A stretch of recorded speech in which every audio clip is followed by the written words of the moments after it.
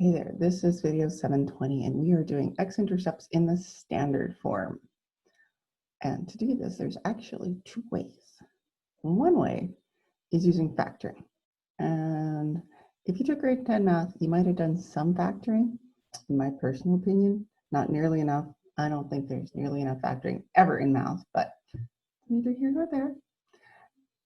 But factoring only works some of the time. It's really cool, but it only works part-time. However, this handy dandy, although slightly scary looking, quadratic equation works all the time. I mean, all the time it works. Even on ones that are in the vertex graphing form, you can multiply those out and you can make them work with this equation. So this is really, really super powerful. So x is equal to minus b plus or minus the square root b squared minus 4ac all divided by 2a. Okay, where the a, b, and c are the regular old a, b, and c's that you used when you calculated out the vertex. So a is equal to 2, b is equal to minus 3, c is equal to 20. Oh, minus 20, just like before. Now, this my little dude in the corner was a reminder, because some students find that equation quite scary. So I have a solution for it. How can it be scary if you can sing about it? And yes, this is the second time. This is the only chapter I sing in, at least so far. Okay, so you ready? Ready for it? By the way, that's supposed to be a weasel. X is equal to minus b plus or minus square root b squared minus 4ac all over 2a. Yeah. When I first started that with students, I actually had to turn my back and sing it to the whiteboard because I was too embarrassed to do it in front of students. Come a long way. I'm now on video doing it. Anyway, let's get to work. So I've got my A, B, and C figured out. So I'm going to write it. Oh, please, always write out this equation.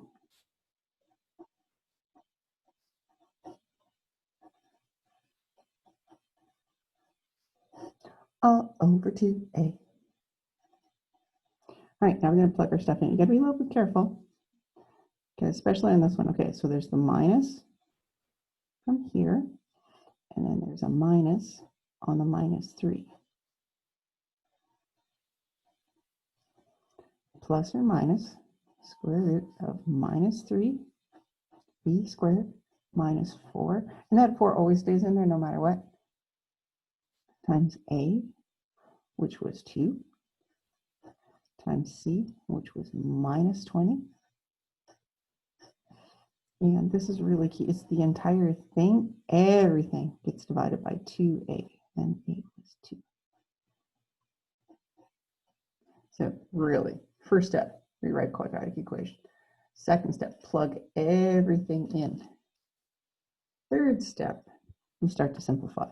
So a negative times a negative is going to be positive 3 plus or minus. Negative 3 squared is going to be 9, and a negative times a negative goes to positive. So 4 times 2 is 8 times 20. It should be 160 over 4. X is equal to minus 3 plus or minus square root 169 over 4. And if you remember from order of operations, you just keep working that top part until you can't anymore. Now, I am pretty sure square root 169 is like 17. Oh, 13. Okay. So x is equal to minus 3 plus or minus 13 over 4. And at this point, just like we did with the vertex ones, I'm going to split it. So I've got x is equal to minus 3 plus 13 over 4, or x is equal to minus 3 minus 13 over 4. And I'm running out of room, so I'm going to go up there. So minus 3 plus 13, that's going to give me 10 over 4. and minus 3 minus 13 more, it's going to give me x is going to be, ooh, I'm still running out of room. That's okay. Minus 16 over 4. So 10 over 4, x is going to be 2.5, or x is going to be minus 4. So I'm doing x-intercepts. And if you and I want to be on good terms, intercepts are always written as points. So 2.5 and 0, and negative 4 and 0. Okay, cool. All right, let's do this one. So A is going to be 1, B is going to be 1, C is going to be minus 6. If you want, as you can anytime in these videos, turn it off, try it on your own. X is equal to minus b plus or minus square root b squared minus 4ac all over 2a. I'm sorry, I had to do that again. I just enjoy singing. All right, x is equal to minus 1 plus or minus the square root of 1 squared minus 4 times a, which is 1. Wait a minute. Oh, okay, I'm not wrong. I was freaking out because I was putting ones everywhere. 4 times 1 times minus 6 all over 2 times 1. Oh, I guess I should just remind you. If A is missing, it's a 1. If B is missing, it can be a 1 or a 0, but it's still there, so we can put a 1 there and a 1 there. And then C is minus 6. If that one's missing, it is a 0. Sorry, got a little distracted there. So negative 1 plus or minus square root of 1 plus, so negative times a negative plus, and that's 24 all over 2. X is equal to minus 1 plus or minus 25 root 25 all over 2.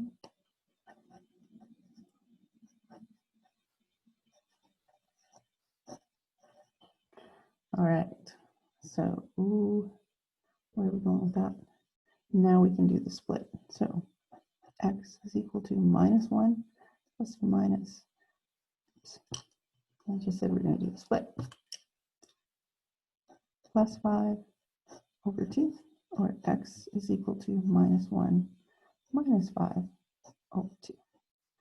So x is going to be minus 1 plus 5 is going to be 4 over 2. So x is equal to 2. So that's going to give me 2 and 0. Or x is going to be minus 1 and minus 5 is minus 6 over 2. So x is equal to minus 3. This is going to be minus 3 and 0. And there we go. Whoops, I almost lost that last one. Okay. Always write them as points. Last one.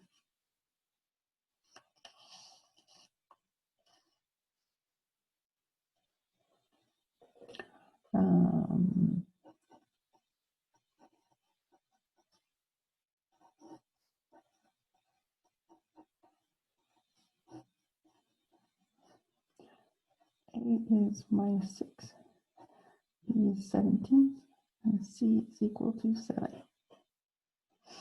So x is equal to minus 17 plus or minus square root 17 squared.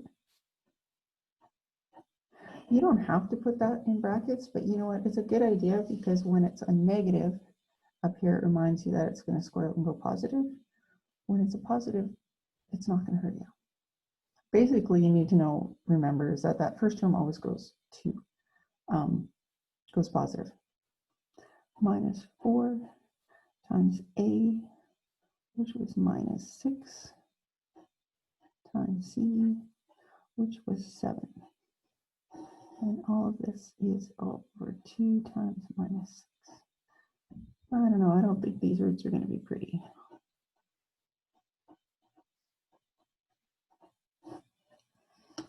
$17 times 17, 189, I don't know. Nope, 289.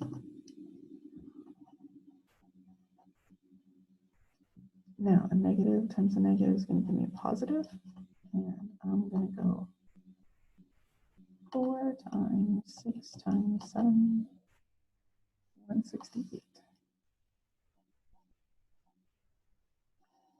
All over negative 17.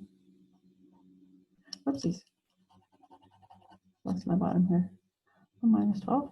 That's really common. Students will do this and then suddenly they'll forget about completely the bottom part. So don't lose that.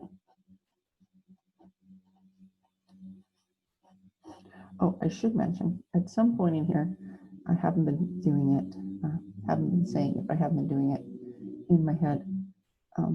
I always check that this first part, this minus b, I always do a quick check.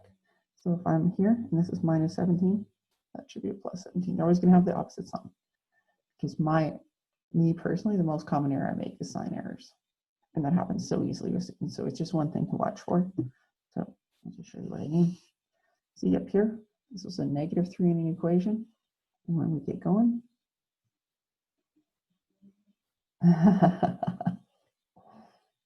what did I do? It was a plus 3 like we're supposed to be, and then suddenly I threw a negative back in there. My bad. Let's fix that. So that is going to change your answers. So that's going to give me, oh, it's not going to change them too much. And that, my friends, is why you should do that. I just caught myself. So that should have been 3 plus 13 is 16 over 4. So x is equal to 4. So that gives me 4 and 0. And this should have been x is equal to minus 10 over 4. X equals minus 2.5, negative 2.5, and 0. All right, that happens a lot. Sometimes you get the right roots, but your signs are swapped, and it just means you missed it on there. That being said, let's check. We have a plus 1 here, and I used a minus 1 in my calculation, so I'm good. Sorry, guys. I'm not perfect, but I'm going to keep at it, and I'm going to keep practicing. So 289 plus 168 is 457. So x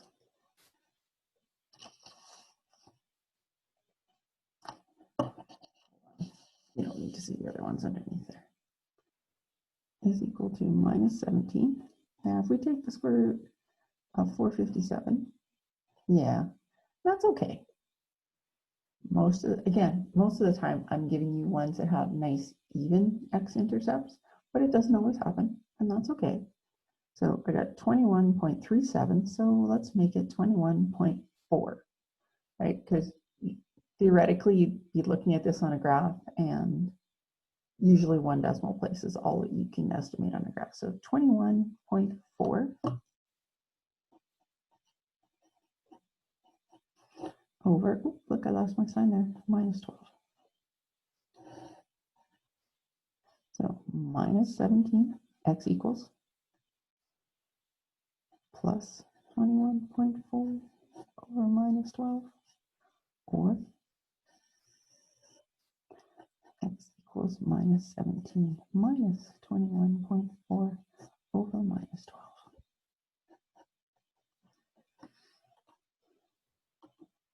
So 7 minus 17. Oh, you guys can't. I hate the fact this doesn't show up very well. Minus 21.4. It's going to give me, no, that can't be right. Minus 17 plus 21.4, 4.4 over minus 12. X is equal to 0.366, so 0.4, and that would be a negative. Or 17 minus 21.4, no, 38.4